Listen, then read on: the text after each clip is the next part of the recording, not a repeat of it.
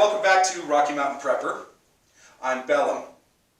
Today I'm showing you how to do a nice project that your kids would probably love to play in when you're done, and it makes a great emergency shelter. It's a Native American, Plains Indian style teepee. It's a great system because you can have a fire in the inside of it and keep warm while sheltering in it, or cook, or whatever you need to do. Now, the first step is you got to get your material. I don't know about you, but I don't know where to get, probably for the size that we're doing, maybe 2 or 3 buffalo skins. I don't know where to get that much buffalo hide. So, and I definitely don't have enough deer skin for that. Other projects have used it all up. So I am using an 8-ounce canvas painter's drop cloth. Cost me about 30 bucks for this huge one here. It's a good investment. This is more than enough to make everything you need for your teepee, except for the poles. This size teepee that I'm going to do is going to need 8-foot poles. I purchased the poles I purchased for it because with everything going on, I couldn't really get out, and the snowstorms, I couldn't really get out and cut enough any pine trees for it. So I had to buy some. Sorry. But I bought some rails, some handrails, because the top needs to be at least an inch round. The handrails are 2 inch. And that includes the rails, the poles needed for the smoke flaps. Yes, it has smoke flaps to help control the amount of smoke stuck inside. We'll get into that in a little bit. After you get the drop cloth or canvas tarp, whatever, you lay it out like I have here, and the one I'm doing is going to be 7 feet. That's good. That should be enough room for at least a couple adults and a couple kids, the average American family. So, in order to get the layout for the cover, the teepee cover, you need a cord. I have here a Sharpie attached to a 7-foot cord, and it's attached to the drop cloth at the back there with a safety pin. Now I'm going to start tracing the shape because you want a half circle to cut. So I'm going to do this, and then I'll bring you back as soon as I have it drawn out.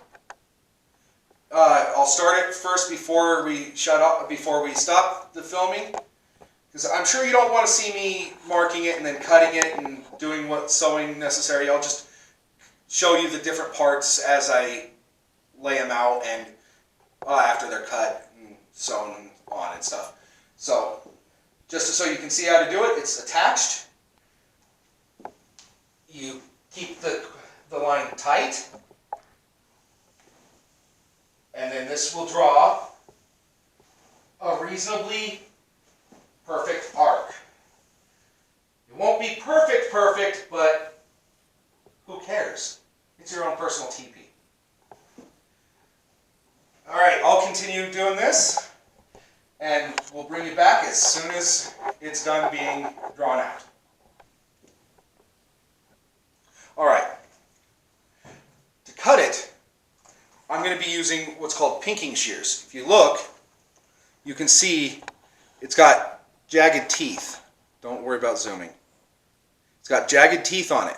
If you go to any craft store or even Walmart has them, if you can't find something that says pinking shears, ask them, and they'll know exactly what you're talking about, and they'll be able to help you. The reason I'm using pinking shears instead of regular scissors is because I don't want to risk this frame. If we had buffalo skin stitched together or laid out so that we could draw the line on the buffalo skin, I wouldn't worry about it. I'd just use a knife to cut the line. In that case, I'd probably be using a charred stick to mark the line. But you can see the line that I've drawn, that we have drawn on the cloth here. It's very faint, but to the camera, but it's visible, especially when you're in person. I'm going to cut this out and come back when I've laid out the smoke flaps. Alright, as you can see, we have it cut out. It looks fairly large. It's not going to be this huge when we're done. It's going to be smaller. Okay, so next thing we have to do is draw some squares, or some triangles, sorry, forgetting my basic geometry.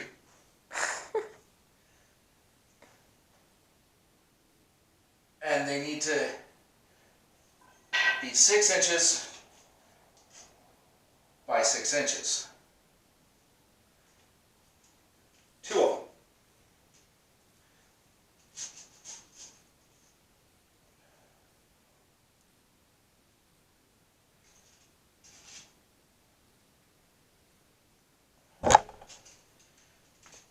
And the easiest way to get the center point for the triangle is, since it's a 6-inch triangle, you mark at 3 inches. This is for the kids that are working on this with minimal parent. That's for the kids working with minimal parental supervision. I prefer the kids to be fully supervised, but it never works out perfect. And just put your straight edge out to put exactly where it's going to sit. The end is going to sit. And then use your straight edge to draw your line.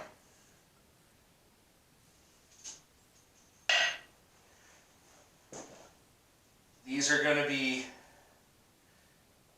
fairly important in a little while, as you'll see.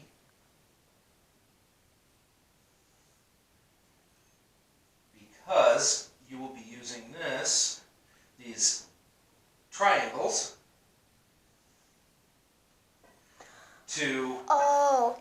for where the poles come out, and your smoke flaps will be attached here going that way, here going this way, and the point where your first pole, where the pole to set it up with is attached, is going to be right here. So you're going to we're going to stitch on a rope right here. I just used my brain. I just realized, I thought. Okay, so what we're going to end up doing is cutting out these triangles. Then on the leftover material, we're going to cut our smoke flaps, and those are going to be sewn. They're going to be 2 feet. So I'm just putting a mark here so I know where to start the lacing pins, the holes for the lacing pins. And you have to be very precise with where you put the holes for the lacing pins. I'll show you a trick for that when we get that far, when we get to cutting them. So, for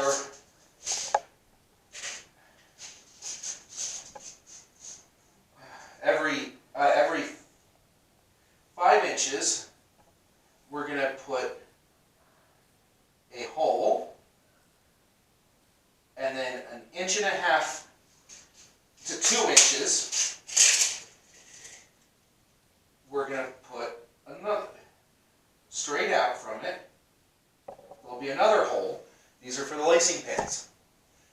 just so you know, the way I'm going to do it is after I get the first set of holes marked and cut, once those holes are cut, I'll fold it and use the fold to mark the location of the holes so they'll line up. That way, when we're putting the teepee together, putting the teepee up, they'll just overlap properly and slide through. And you can slide the lacing pins through. So, I'm going to keep marking this. You go and I'll bring you back as soon as I'm done. Alright, I took the liberty of drawing out the two smoke flaps. And this is what they look like before you sew the pocket. You want the short end for a teepee this size to be about 2 feet. Long end about 3 feet. Then on the long angle, you want to have a little bit of a flap to sew over to make a pocket to fit your smoke poles. And then at the short end, you want to sew a length of cord long enough so that you can reach it from the inside, because it'll be dangling inside, so you can tie it closed if you need to. And this is what the smoke flap looks like before you sew it on to the teepee. Now, if you're doing this with hides, if you have enough hide, you could cut this onto it so that it's not needing to be sewn, but I didn't position the stuff right on the fabric, or on the drop cloth, so I have to go ahead and stitch it on, but I don't mind using a needle and thread. If you're not going to do a fire inside, this is still important to keep ventilation so it doesn't get too hot inside, because you do get a lot of airflow coming in, and if weather gets bad, you just cross these on the inside, the cord, tying them either together or to poles to hold it closed so that the weather doesn't come in as well. If you have a fire, let these be open, and you have plenty of ventilation to keep the smoke going out so you don't suffocate from the smoke. Alright, I'll bring you back as soon as we get these stitched on and the holes for the pins done and the rope on the bottom edge sewn in. Okay, I went ahead and stitched the cord up on top in the top triangle here so that I can tie this onto the lifting pole to lift it all up. I stitched the smoke flaps on along with the ropes onto the ends, and you have the pocket here as I've shown before for the smoke flap poles. I went ahead and stitched around where the holes went for the pegs, and I cut out the holes. On this size, it only needed 4. I also hemmed the bottom with a rope inside it to give it more support in case of heavy wind for the loops of rope I use for connecting it to the stakes. If you're doing it in a more traditional manner, you'll put a round stone underneath there, wrap a cord around it a few times, tie that on tight, and then you tie that to the stake. I like this method. Whichever method you want to go with, it's your teepee. This is more of a permanent one, so you know exactly what you got. I have 11 loops for 11 separate stakes. And then there will be a 12th stake going down from the teepee poles, which I'll show and explain in a moment when I set it up. So the outer shell of the teepee is completed. Now I'm going to show you how to set it up. I went ahead and tied about a foot down from the top of 3 of the poles, a rope, and that will come into, you'll see what happens with that coming into play in a second.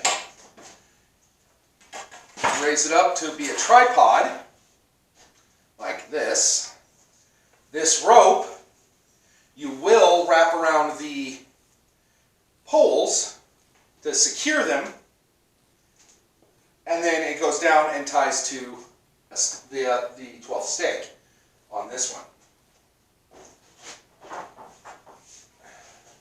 Now there's 2 methods once you have your poles. You either set them all on and then wrap, or you wrap as you go. Both ways work. Both ways are traditional and acceptable. When you're setting the poles, remember where you put them. Remember which spots you put them in. Otherwise, you'll end up with them in weird angles, and it doesn't look right when you are setting it up. But you take your straightest poles, and all of this works the same for regardless of the size of your teepee. Whether it's a 7-foot like this or a big 36-footer. Doesn't matter, it's all the same. It goes up the same way every teepee.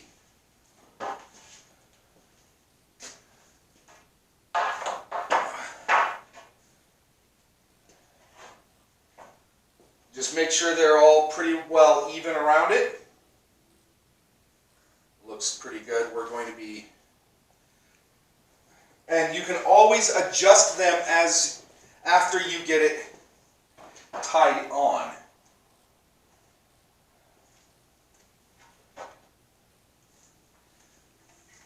And then you need to wrap at least 3 times around the teepee. This is where you can get dizzy if you have a problem with that. If you're doing this by yourself, it's easier to get dizzy. Otherwise, you can just pass the rope off to someone else.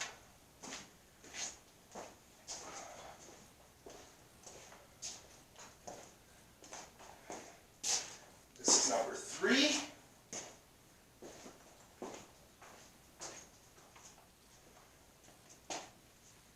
Make sure that you're doing it tight. Alright. And then back down. Just let it hang. Because if you're doing this out in the outside, you'll tie it down to a stake and it'll all hold in.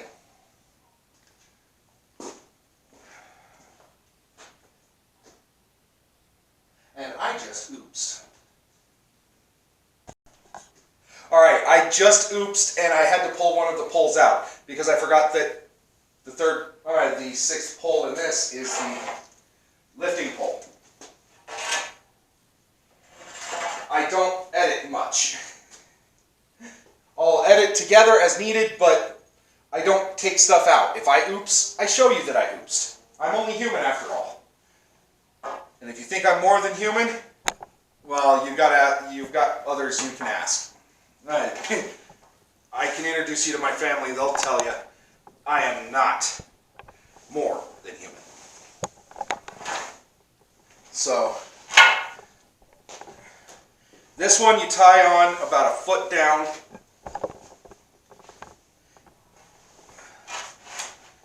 From the top.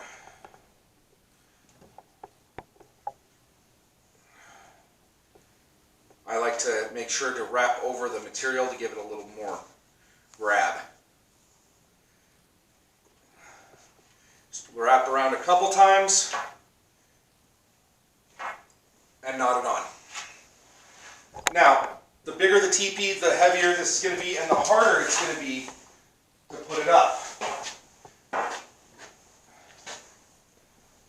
But that's not an issue because if you have a bigger teepee, you're obviously going to need, it's because you have a bigger family. So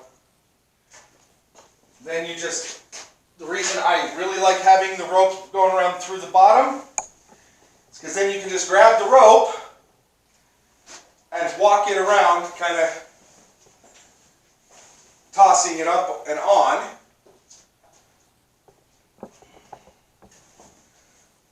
Like that. Alright, got it around. I have for the 4 spots. Okay. Now, these are just dowels that I've shaped the tip a little bit to make it easier to slide in. You don't have to have a sharp point. It just makes it easier if you point it a hair. Now, you have 2 holes on each side, and you have them lined up perfectly. To do that, I folded the thing everything in half, so I could do this. You just thread it through the holes, like that, and it'll hold the 2 side edges together. Go down to the next one.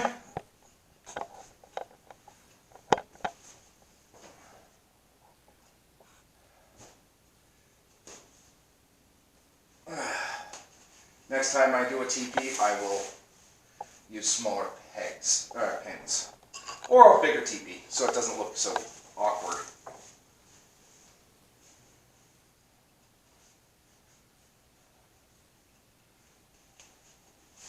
There's that. Then you adjust your poles a little bit so that that the outer shell is tight and not wrinkly. And if you were outside, this is when you would actually stake it down and then adjust the pole. Once it's all staked down and tight, you grab your smoke poles. These fit into the pockets of the smoke flaps.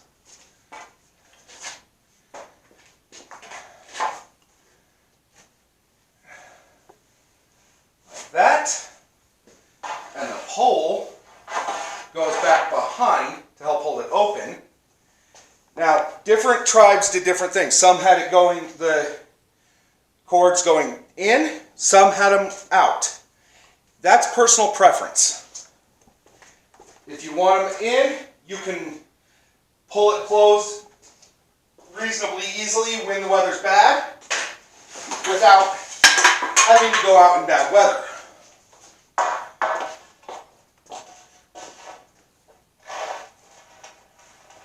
This would be a lot harder if this was a huge teepee. Just have them crossed in back slightly. Now all I have left for this to be a fully functioning teepee is to build a skirt that goes around the inside of the teepee. It's not that big, but it's bigger than most 4-person backpacking tents. And you can use the poles to do a travois, which is a different video. So, this is a good project for you to do with your children, especially if you're quarantined. Give them a taste of history and something they can play in at the same time.